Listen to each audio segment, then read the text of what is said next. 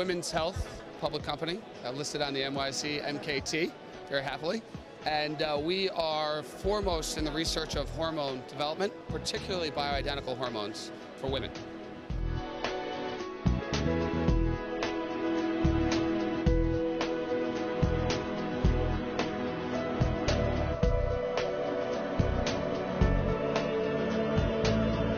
We feel as though the New York Stock Exchange is a great fit for us.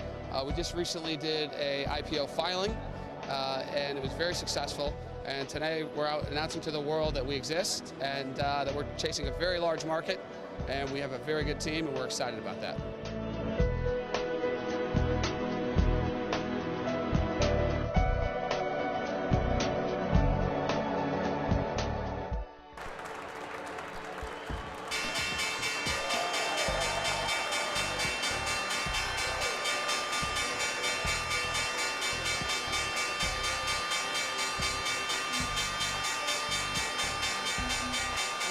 It's really small up there.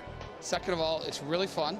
And when you watch it on TV, it looks like people are ringing the bell and everyone's clapping, but you don't know why, and now I know.